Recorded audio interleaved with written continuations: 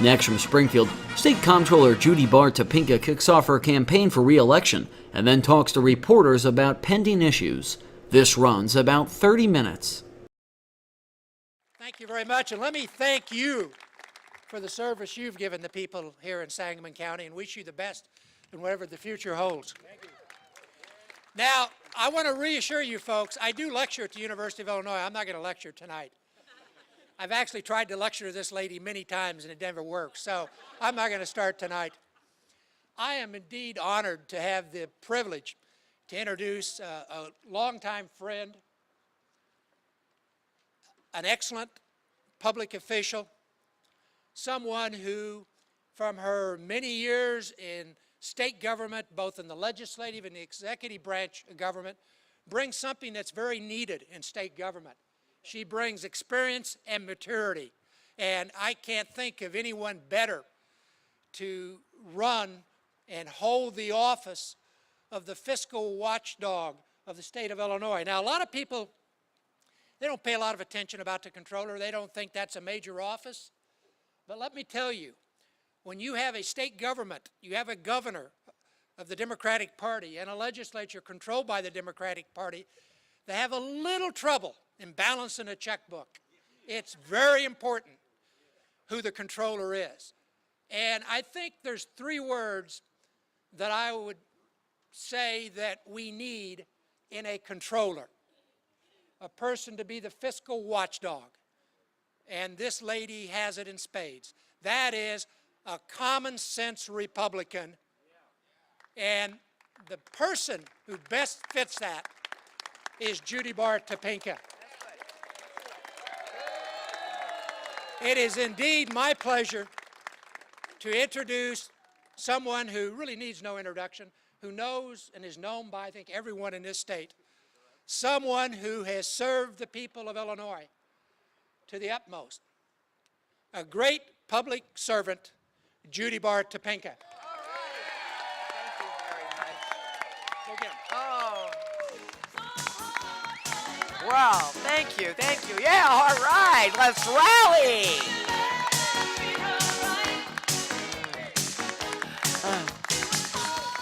Okay, now listen, you know what? I really and truly, I think Governor Edgar, out of all the places I've been, has really said something awfully important. You know, I still have people who think I am the controller, the air traffic controller. So I first of all have to tell you, I do not have an Air Force. I do not have planes. We don't do any of that. But really and truly, if you look at this office, and he said it correctly, they don't look at it as anything really exciting. It's the controller. You take us out of the equation of the state of Illinois, and you will have wholesale chaos instead of total chaos. How's that? You know, it can't get any worse because people do trust us. They do believe in us. They know we're never going to break on that front, that we are going to bring common sense to Illinois. We are going to make sure that the state does not get any further into trouble and hopefully starts to bail out because we do have common sense. So I really do thank Governor Edgar here because, you know, every time we've worked together, it's been a pretty good deal. It really has. We just stop and think about it. He was governor, I was treasurer, and it worked very, very well. So when he comes here and teams up with me, it's an honor. And not only it's an honor, it's a good team when I have people like this saying we do a good job. You know, very good. You know? You all have two of the finest representatives here in the whole state of Illinois. I cannot tell you enough how great it is to work with Rich Brower and Ray Poe. They are so incredible. They really are very, very good, and they always put the state ahead of everything that they do, and I think they are very remarkable. You ought to be thrilled to death you've got them here. Keep them here, for gosh sakes.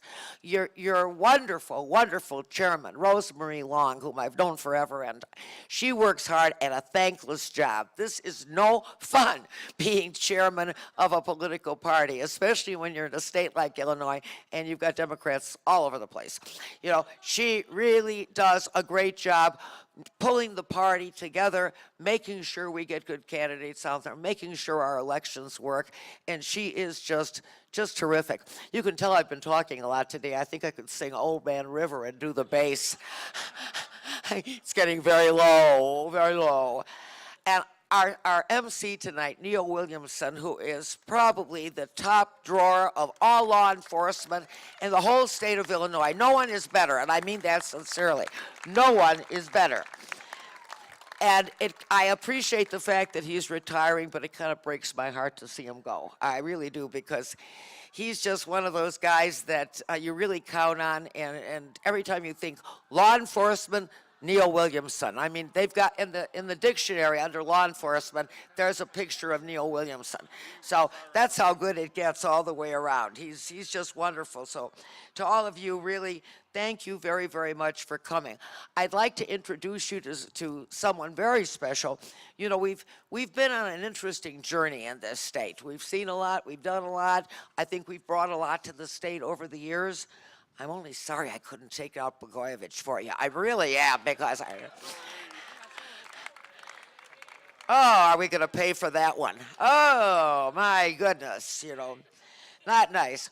But really and truly, on this journey, I have had a most remarkable young man kind of accompany me. He's here today from Texas, where he's still with the U.S. Army. My son, Joe, there he is.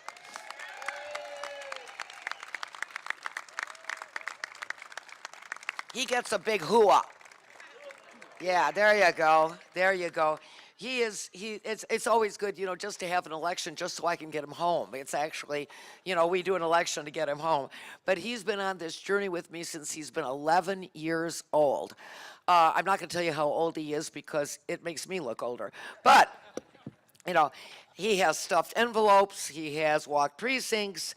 He's gone to endless chicken dinners and had, such horrible stuff to eat. And of course, I was a great nutritionist as a mother. I fed him Twinkies and Ho-Hos. You know, that's how we got through the days and the nights and the whatever. But ultimately, he said that I drove him to the Army with my cooking, with my 101 recipes for Hamburger Helper. So as a result, that's where he's at, but he did come here, and and I call him Pepe, which means Little Joe in Czechoslovakian. So if you hear Pepe, that's who I'm talking about. That's my Pepe, who I still think of him kind of as a little guy, but, you know, I can't tell him that. To all of you, and whom I think as my hometown organization, I have two hometown organizations, and it's where I live, kind of half and half, and this is one of them. It is really a wonderful thing to be a part of the Sangamon County GOP. I've never seen a better, finer Republican organization in this state. You are it. Top of the top drawer, absolutely top drawer. And I really, really love it that you stand with me as we push for common sense, because you do indeed stand for common sense. That's what our party does best. Common sense, reforms that make Illinois government more accountable. And if there ever was a time to make Illinois more accountable, this is it.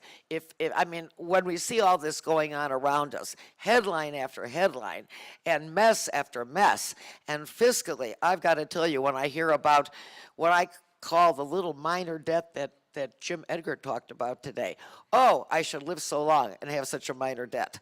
It is amazing what we go through in the Comptroller's office to make sure that we pay our bills. For years, you joined me on this quest, you know, to use the Comptroller's office to fight for efficiency and accountability and transparency.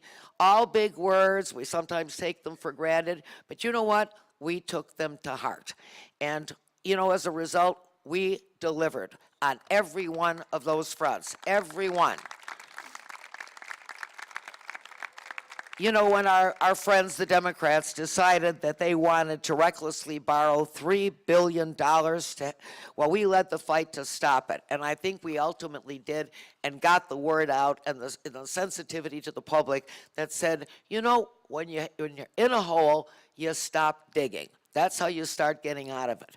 Well, $3 billion was going to dig us further into the hole. So I'm saying, not to Democrats, to independents, and any Republicans which may be so moved, don't borrow anymore. Will you not just stop it? Stop it right now, because that's what's helped to get us into this mess. Stop it. Stop it right now. And when we found that local governments were not reporting their finances to the state, which they are supposed to do by law, some of them had gotten very comfortable not reporting because no one really bothered to get after them. No one ever said you got to. Well, we contacted them. I think they were very surprised by our calls. And we also got the legislature to give us the ability to penalize those that didn't want to play ball and follow the rules and follow the law. When we got there was probably about less than 90% of that didn't comply here.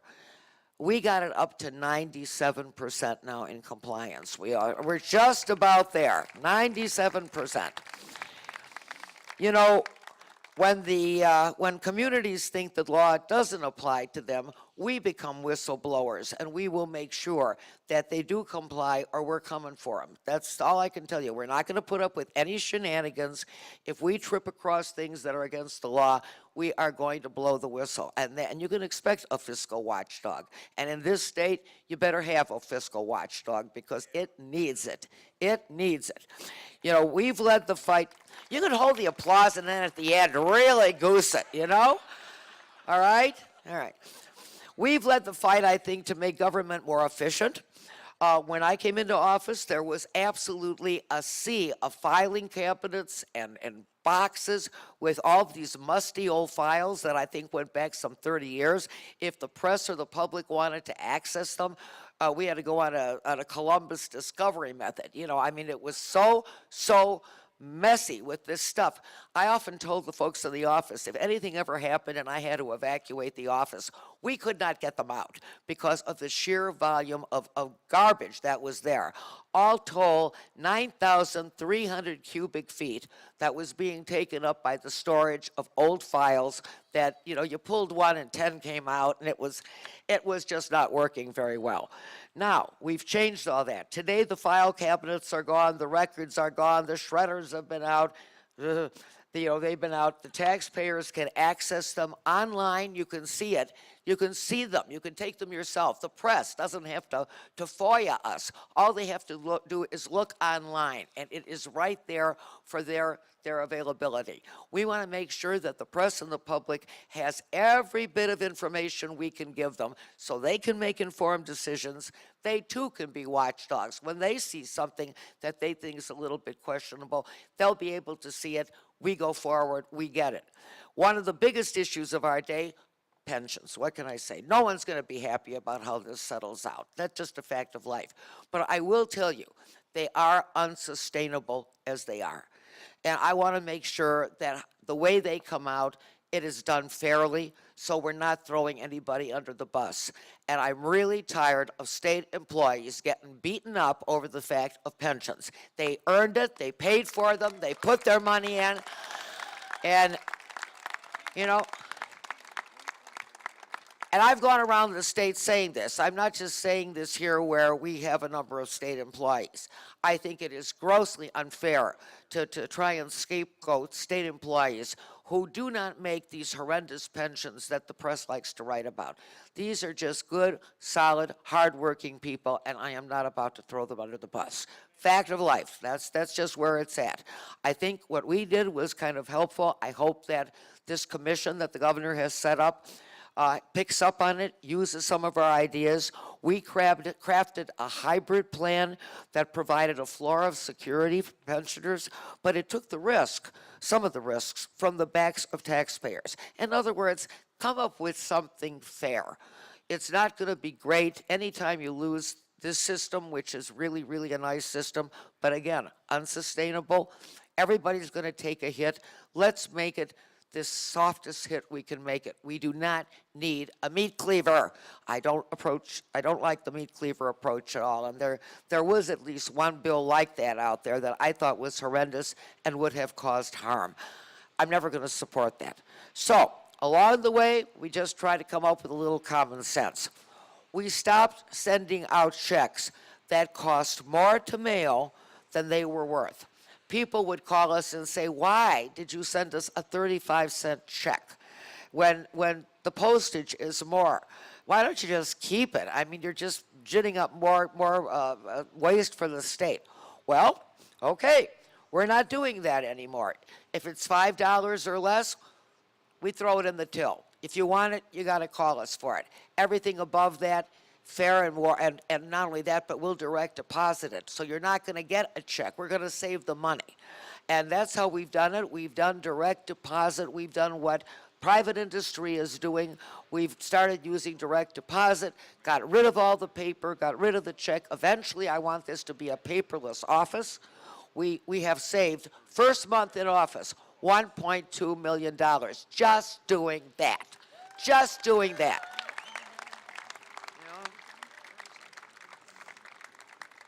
We have a little program called the Power Program where our people sit down with small business people and literally walk them through the process on how they can bid for business in the state and show them how, we don't want to scare them off because some of them don't want to deal with the state because they just don't know when they're going to get paid. And so we try and bring them in, walk them through it, show them how they can get in the bidding process, show them how they can be and stay in business, therefore hire people, bring jobs to Illinois, get our people working again. When our people are working, they're paying taxes, more money comes into the state, I get to pay the bills. And I got to tell you, although I still think a 3-month delay is still not the greatest thing in the world, it is no longer the 6-month or 1-year delay that we've had in the past. We've gotten it down to that point. And that took a lot. That took a lot. And when we don't have the money in the till to pay the big things that are out there, at least we can pay enough to get people over the hump. We have saved businesses, we have saved individuals, and we have put the non-for-profits, the people who take care of the old, the sick, the lame, the handicapped, the folks who have no other options, they've got no place to go. We've put them up first. So when we have money, that's who we pay first. And I thank all the non-for-profits who put in the time and the effort to take care of those people so that as we get older and some of these folks are now adults and the kids who have no place to go, we're doing it, and we're doing it well, and we're not throwing them under the bus. It's something that I take very seriously. There are people who really and truly don't have a voice, and we provide that voice and make sure that the bills are paid so that they can stay in business and they get taken care of. Because a society is ultimately evaluated by how it takes care of its old, its sick, its weak, its children, so on. And we want to make sure that we come up on the right side of that issue. And so we pay them first, and everybody else kind of has to wait just a little longer. But I think it's a good thing that we do that. I think we've opened the door to more competition for bidding on government contracts. We want more people in the mix. The more people that are there, the more contracts that are let, the more jobs we have, the more people we have working, the more we use our payment system ultimately to be helpful to people and not to dun them. But for those who don't pay their fines and their liens and those things and think they can walk away from the money they owe that they've honestly earned through various problems that Williamson caught them at. Yeah? All right. All right. But, once the money is expended, we can't get at it. But what we do is we make sure that we take the money out of any state refunds from state income tax, and we make sure those things are paid and turned over to the taxing body that generated it.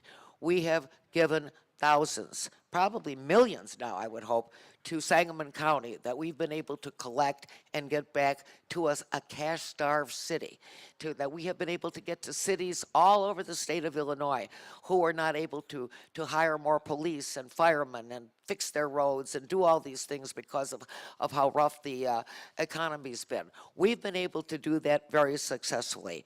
In fact, we've gotten already in that program $85 million that we've been able to pass around to all our municipalities and units of government here.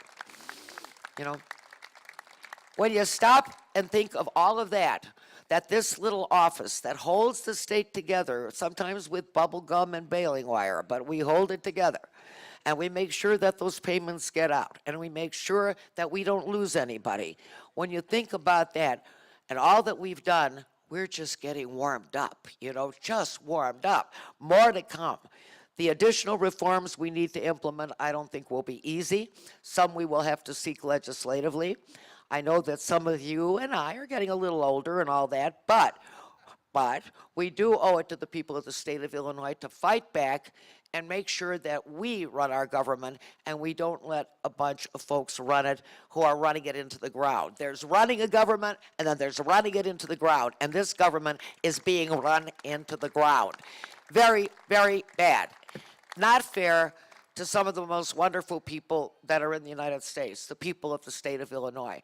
I happen to love them, and I want to stay here. I've been here lifelong. I intend to stay here lifelong.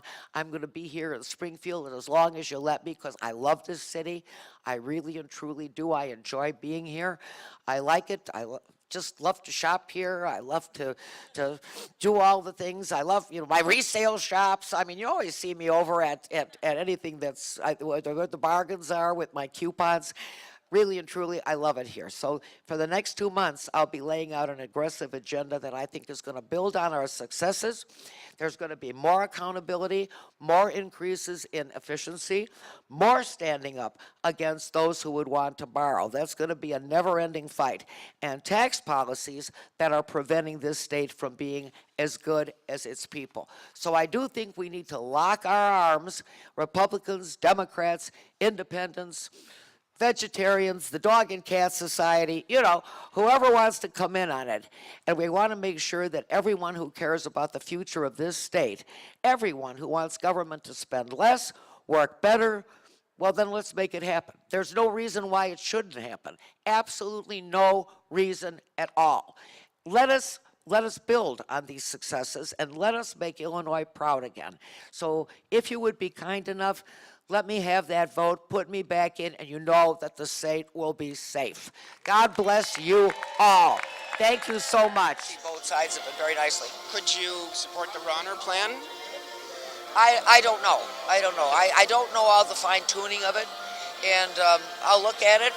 But right now, I'm still flirting with it. That's where I'm leaving it. Okay.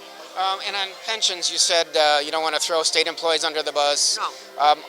Is the 3% compounding, are you saying that has to remain? No, I'm not saying that. I'm saying that we want to make it as fair a proposal that's ultimately out there. For instance, I thought that the Madigan plan was too severe. And I was for the Collerton plan. I thought that was better because people did sit down and try to negotiate a settlement. And I think you need to have to sit down. You have to bring all parties to the table to see what you can come up with that's doable and that you can live with and that is sustainable, because ultimately it can't stay the way it is. It just cannot. And I think everybody knows that. If they don't know it, they better tune in, because it's going to affect everybody here in the whole state of Illinois. Comptroller, when we talk about pension reform, what kind of dollar amount do we need to save, irrespective of whose plan it is? What kind of dollar amount do we need to cut out of the current benefits payable?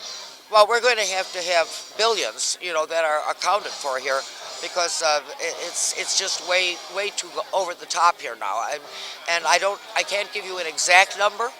But I'm going to tell you, it's going to be a lot of money, However, it should not be so much that, again, much like the plan that Speaker Madigan had, although it made a lot of money, I think it caused it was harsh.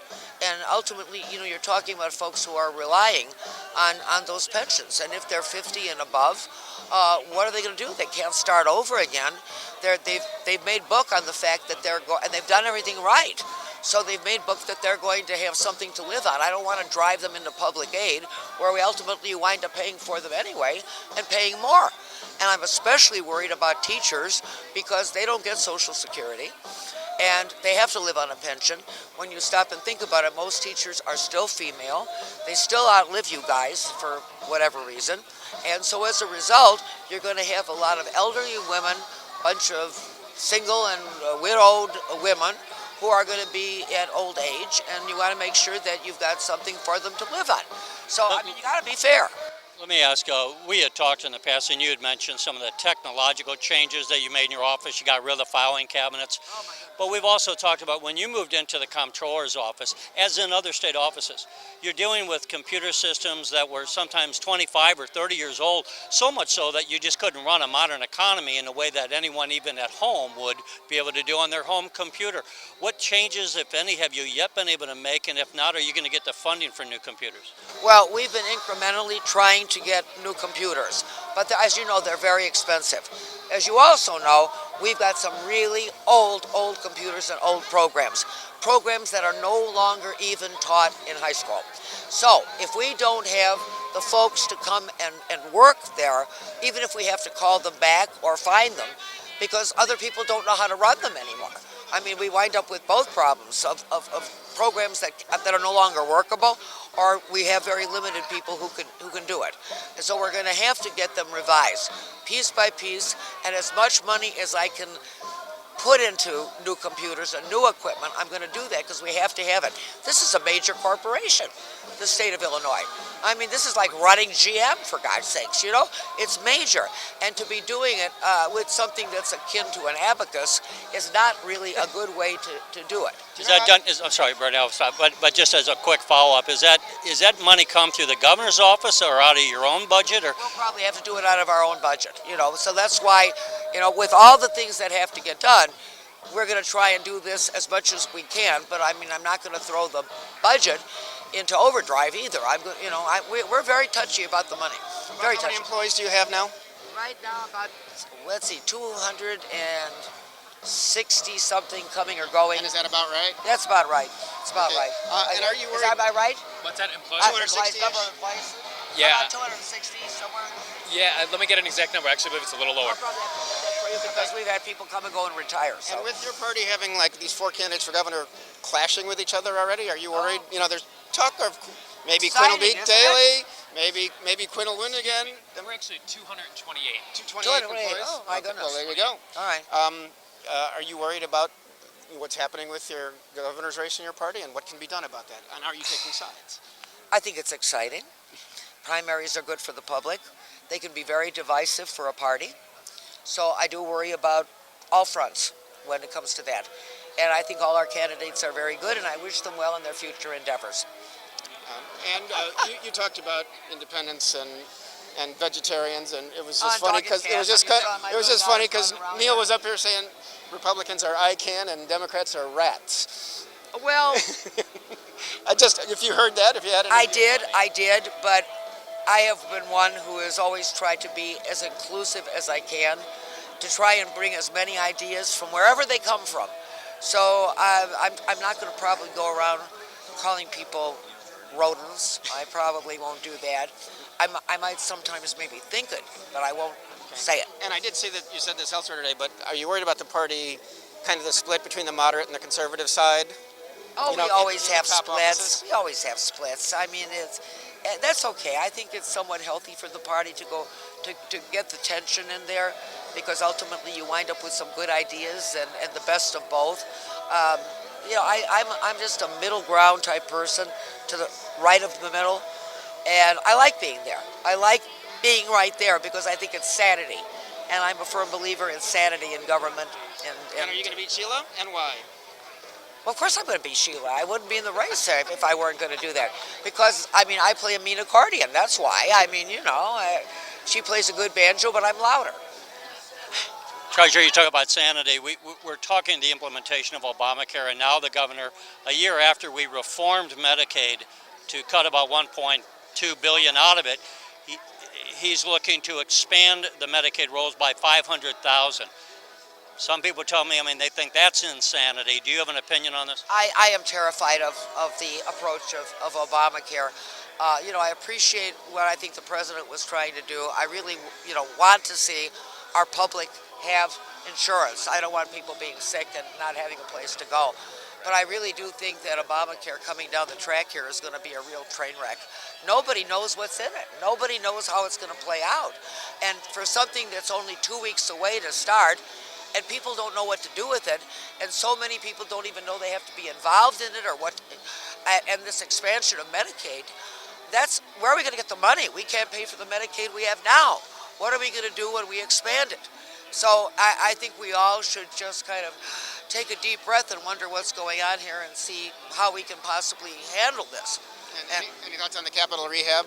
Doors have been in the news for better I'll tell you or one worse. thing, I'm not having any chandeliers in my office. My goodness, I work in the office. I rent there.